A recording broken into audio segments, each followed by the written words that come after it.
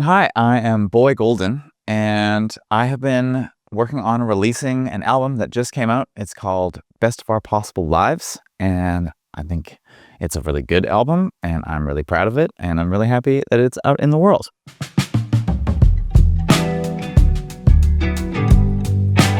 Every time you make something and put it out into the world, you definitely learn a lot, and in an ideal world, I think you just relax a little bit. I feel like when I first started making music, I was very wrapped up in the outcome of the actual release. And now I try to mostly wrap myself up in the outcome of the artistic process. And obviously I try really hard to make my releases great. I try to put together a beautiful world. I try to push as hard as I can. But at the end of the day, there's so much you can't control that I try my best not to stay up late at night thinking about the things I can't control. Now, I do it sometimes, but I try not to. Are there any ways that you felt you have grown between writing the first song on this album and now? I probably wrote the first song on this album at least 3 years ago. So I would say definitely there are ways that I've grown since then. I feel like I've become maybe a better leader in just within the realm of my band, in the realm of the people that I'm working with. You don't really know how you're going to be as a leader amongst just your friends that you're working with, but then you're thrown into this position where like you are.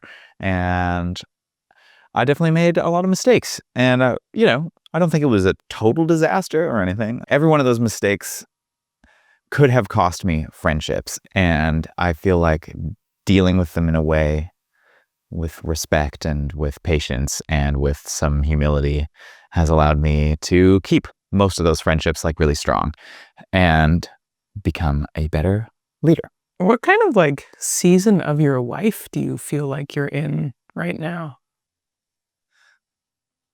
That's a good question. It's winter right now, and I think I'm in springtime in my own life where like things are just waking up, and I maybe sowed some seeds in the fall. I think of tulips. You plant them in the fall, right? So maybe if I'm a tulip, I was planting all year, and hopefully things will start to bloom over the next few months having this album out. Do you remember the exact moment you realized that this album was different from your past work? Yes and no, because this album was always supposed to be different from my past work. Right from the get-go of conceptualizing Boy Golden as a musical project, I knew that I wanted to eventually make an album with a producer. I wanted to eventually make an album in a proper studio. I wanted to go big. But before I did all that, I wanted to my first album, I made it in a bedroom. My second album was made in a studio that also at one point was a bedroom. And my third was made on a cassette machine. So I was really just trying to improve my artistic process and sort of get to know myself as an artist really well before I went and did this larger project. So I always wanted this one to be different, and it is, and it was, and I'm happy with it. If this album was a place, what do you think it would look and feel like? I know there's a lot of blue. I always know in my heart of hearts that I grew up in Brandon, Manitoba, and a lot of the music I like is from the southern states. And I don't know, I kind of think about it like, back in the 60s and 70s, there were all these bands in the UK that were listening to the great blues artists of the American South and just of America in general. And it was like a Martian looking at music and then making music. And that is a bit how I feel being exposed to all these great artists like Ry Cooder and J.J. Cale, who are probably two of the main influences on this record. And going like, I want to do something like that, but the music that I've been surrounded with growing up is just like a hodgepodge of whatever. So I feel like a bit of a Martian looking at making folk music and Americana music. Who is Boy Golden, and how different is he from the person offstage that you are? When I started Boy Golden, I really wanted to have a separate persona that was basically me, but like cooler and with less insecurities.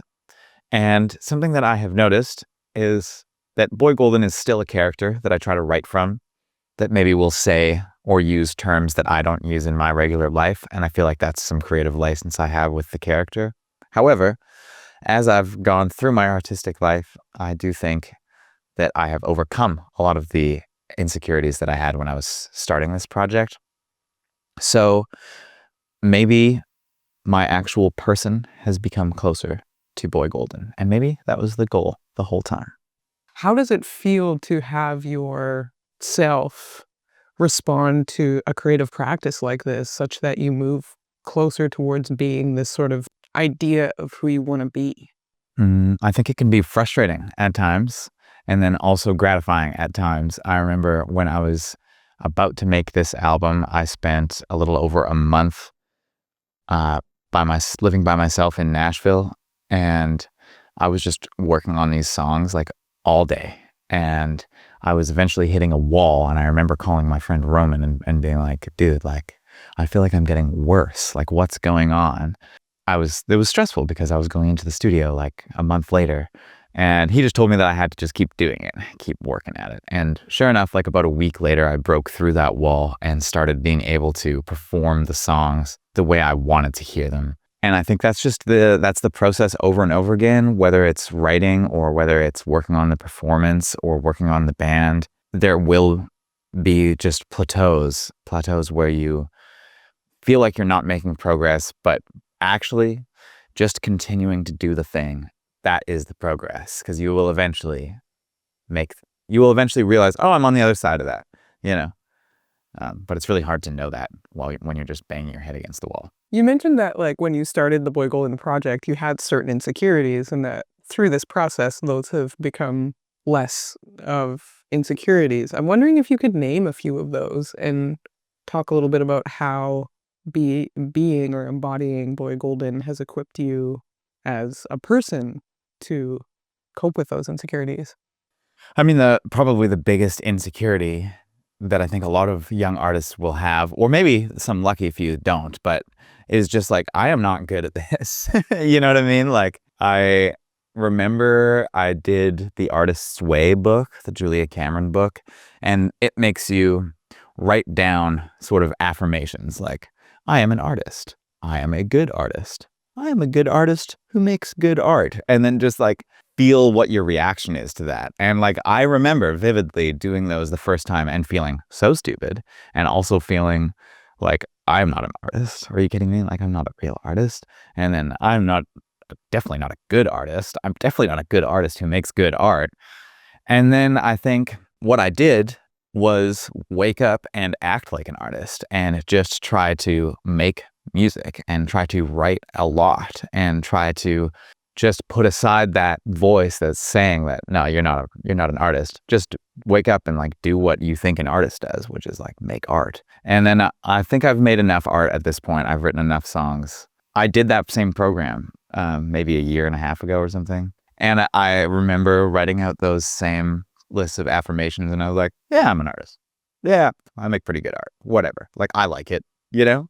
And I felt in that moment, I was like, oh, that's pretty huge progress. Like, this was not hard for me to write out this list of affirmations and then be like, yeah, no, I roughly agree with these things. I mean, that's awesome. It sounds like, again, just waking up and doing it regardless of what you think. I mean, what's the difference between a writer and someone who is not a writer? Well, the writer writes. You know what I mean? And so if you really want to be a writer, you really want to be a songwriter, you really want to be an actor, you really want to be a photographer, hey, you really want to be a carpenter, well, you got to wake up and do carpentry. You know what I mean? Like, that's the difference. In terms of your songwriting, how do you feel about the progression of how your songs come out, or how I feel like I know that your like songwriting practice has been relatively consistent, but I guess I'm more curious about if you felt progress throughout writing these different albums, if you feel like your songs are, I don't want to say better, but like different in some way than they were in your earlier years writing. I think they're better, But I think one of the really hard things about being an artist that's also just like has a career and is releasing music to the public and is trying for to have some sort of commercial success in order to have some sort of a career with this is that some of what I think are my best work artistically was definitely not received as well as some of my work that I don't think is my best work artistically. That can be really confusing, and I have had thoughts of maybe I'm getting worse at this. Maybe I just think I'm getting better, but I'm actually getting worse. I don't think that's true, but I do think through releasing a bunch of stuff that I worked on, like largely myself, or it was largely self-produced, I feel like I did become acquainted with my shortcomings. And then on this new record, having outside help and letting go of a lot of that control, I think I got to overcome some of those shortcomings. Not necessarily by me suddenly becoming 10 times better at everything I was trying to do, but by allowing people who are 10 times better than me at doing these things, like engineering or something, to do them. And I really want to keep doing that. I think I'll still always make music by myself where I play all the instruments and stuff. I really liked the feeling of just focusing on what I'm good at, which is writing my songs and singing my songs and directing the production. Through the process from, Church of Better Days to Best of Our Possible Lives and onward, how has your relationship changed with the things that you can and cannot control? I mean, I think initially part of why I wanted all that control was also to get better and to improve my skills. And I've always felt like I'm not as good of a musician as I want to be, not as good of a musician as people think I am. Like, I feel like I'm faking it a lot of the time. And so part of doing a lot of things myself was like, I think wanting to prove to myself that I could do it, but also realizing that just because I can do it doesn't mean I should, and doesn't mean that that necessarily makes the best final artistic product. I think that was the most important lesson I learned. Also, there's just so much beauty in letting people who are truly specialists specialize and do their thing. Like my friend Austin was on this entire record. Austin is one of the best musicians I know, period. And I know a lot of great musicians. Like, he's incredible. And just to have him there and I never once worried about the guitar parts. Everything he makes, I like. So just letting him do that was beautiful. And then having the producer, Robbie, every sound that he pulled up, I liked the sound. And when I didn't like the sound, I would just say what I didn't like about it, and then it would just change, and then I would like it. And it was like that with every person we hired. And it actually made me feel like a better musician. I think it actually healed something in me that I'm like, oh, I'm good. I don't need to be good at all that. I'm good at this. That's fine. In terms of like your writing, I know through the records over the years, you talk about lying or not lying. And I guess I'm curious, like, how honest are you comfortable being in your songwriting? I do kind of make a distinction that I'm allowed to fabricate things to make the story better. And that does not count as a lie to me. I think, like, I don't understand why like fiction writers and stuff are, you're there, everyone expects, oh, this isn't how your life is. But when a songwriter writes something that isn't like 100% accurate about in their song, people are like, oh, you didn't live that. I'm like, well, you don't need to write a song about it. You know what I mean? I always say I try not to ever tell a lie in the songs. And so that just means that I have to believe it ultimately. Like, whatever the fiction is that I'm making, whatever the truth is that I'm telling, I just have to believe it. Does it feel like the process of writing makes you more honest with yourself? Yeah, absolutely. There's always things that I write, and then later on I'm like, shit, that's true. I didn't know that was true, but that is true. I mean, on almost every record, there's been at least one song or one lyric or something where I'm like, I would really rather not be saying this in public. I would really rather not have the conversation that this song is going to force me to have with this friend or my parents or the public. You know what I mean? Like, I would really rather not, but because I've written this song about it, I need to be honest about it. Do you feel like that honesty has impacted your like personal life in any way? Yeah, I do, in every way. Because I think that's what I'm talking about when I'm saying, like, having an artistic life and then also having an artistic career is a means towards self-actualization. Because when you write something like on album 2 of mine, like writing a song like Mountain Road, where I'm talking about like dealing with my sexuality, which is not something I really ever wanted to talk about in public. And then you write a song like Mountain Road, and I'm like, oh, this is a great song. It has to go on the record. And then now I'm going to have to talk about this. And this is going to have to be a part of my public life, even though I don't really want it to be. It just, you're forced to accept things about yourself that maybe you don't really want to accept about yourself. And I think I could find examples of that on every record. Yeah, I mean, I guess it feels good. It feels good, to be honest. I mean, it sounds like it can also be quite hard. It has been hard. There's on every record, there's like things that I wish I didn't have to say, or I've sometimes even felt regret. I don't know if I need to say that this way. I don't know if this song really needs to go on there. But at the time, I felt really strongly about it. So I have to just like honor past Liam, past Boy Golden, be like, this is how you felt, and that's okay. Similarly, do you feel like these songs, your songs, can offer a similar sort of tool for the people listening to them in terms of either being more honest with themselves or kind of developing through their own insecurities? Or like, do you think these songs could impact people in a way that they've impacted you? I always say that if there's one thing someone takes away from a record of mine or a show of mine or whatever they're engaging with from me, I would love it if they went home and made something. I would love it. That's my favorite feeling at a show or listening to an album. I like listen to it and I'm like, oh my God, I need to go home and practice. I need to go home and write something. To me, that is like the highest compliment. In terms of like the visuals for this album, I know, you've had some consistent collaborators and kind of bringing the world to life. Yeah. Did you have a sense of what it needed to look like before you started making the things, or did it kind of come through collaboration with other visual artists? I never think about visuals when I'm making music, and a lot of artists I talk to do. They think of their songs like they're already thinking about the music videos and stuff. I never think about that because my brain is not really very visual. However, I knew it was really important to me that the visuals on this record be great because I feel like I kind of dropped the ball on my last two a little bit. I was always really happy with the album covers and stuff, but I felt like I wasn't able to maintain a consistent theme. And on this record, I really just wanted everything. I wanted it to be big, just like the record. I wanted it to look great, just like the record. I wanted it to be fun, like I think the record is fun. And I just wanted to do a better job of all of them. And when I set out at the beginning of last year to record this record and then make all this visual content, I was like, do less, but do it better. That was my MO. And I feel like I did that. And for the first time ever in my life, I have been 100% happy with every like visual thing I have made for this record. Which that just feels really good because maybe someone else doesn't like it. Certainly some of the YouTube comments would suggest that other people don't like it as much as I do, but I like it, so I don't care.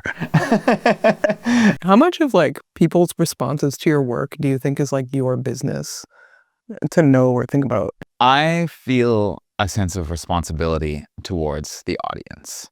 For a long time, I was not sure if artists had a responsibility towards the audience, but now I really deeply believe that they do. I believe it's the responsibility of the artist to be honest with their audience. I believe it's the responsibility of the artist to tell their audience good things. You know what I mean? Like, I don't like a song that makes you feel like you're less than me or that makes you feel like you're less than someone else. There's this great Pete Seeger quote that I think about all the time. Like, I hate a song that makes you feel like you're less than, that makes you feel like you're born to lose, that makes you feel like you're good for nothing. That is not a song I want to write. And I believe that artists have a responsibility to envision better worlds, to envision beautiful things, and usher them in and make them possible.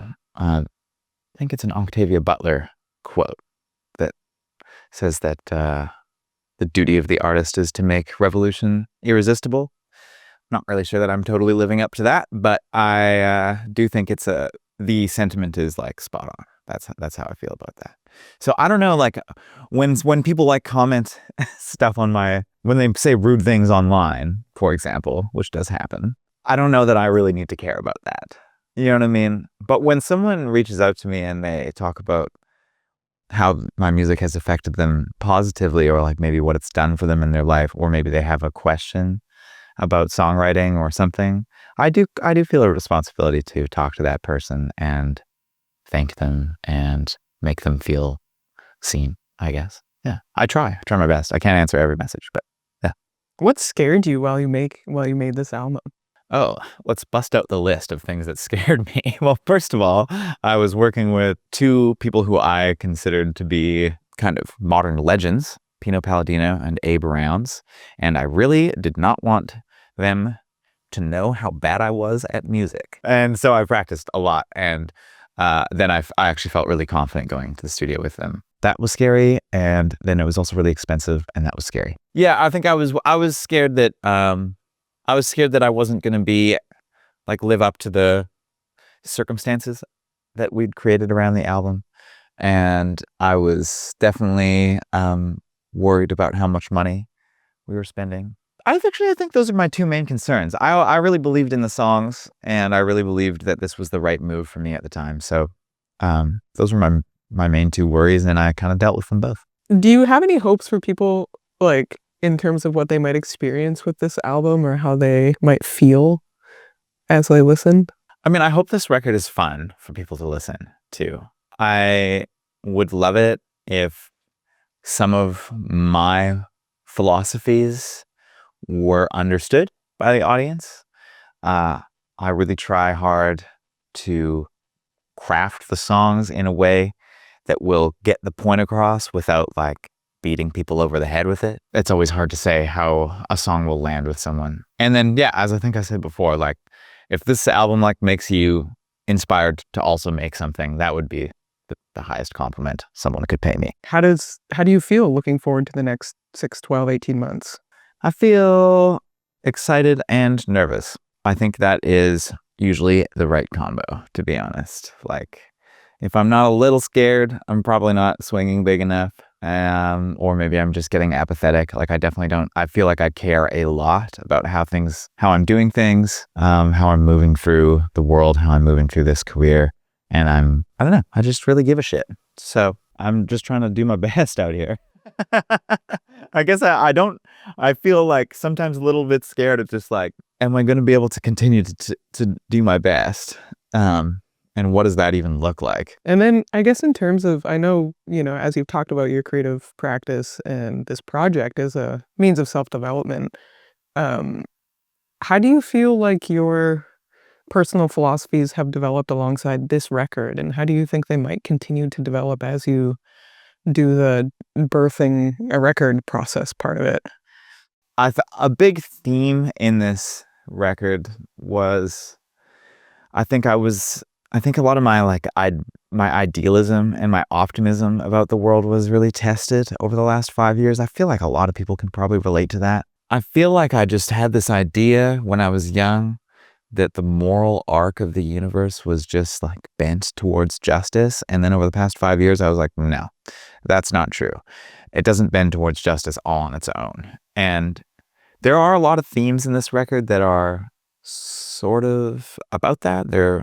To me, they're political. To me, they're about humanity, I think I went through a process of being like deeply discouraged, but also now I'm encouraged. And I think that the reality is that the moral arc can bend towards justice, but you have to fight for it to get there. And the more history I've spent time with, the more I've learned about the last 200 years, the more I realize that like, oh yeah, like there's a reason why things have been bending towards justice, and it doesn't just happen on its own.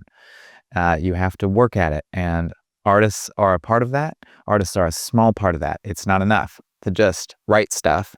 I do think you have to be out there talking about what you believe and singing about what you believe and talking about it at your shows. So I do feel encouraged in that way, even though things are pretty discouraging out in the world. My artistic philosophy per se, but I think that is one way in which I have kind of gone on a bit of a journey in my thinking, and I think that is reflected in the record as well. Is there anything else that you would want to say or share about this record or yourself or your artistic practice? I would say that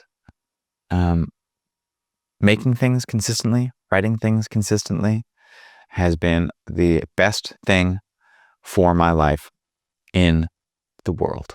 And if you feel called to make things, make things. That's all I have to say about that. The secret for the perfect mullet is actually to do it yourself and wing it every single time. And that is what I do.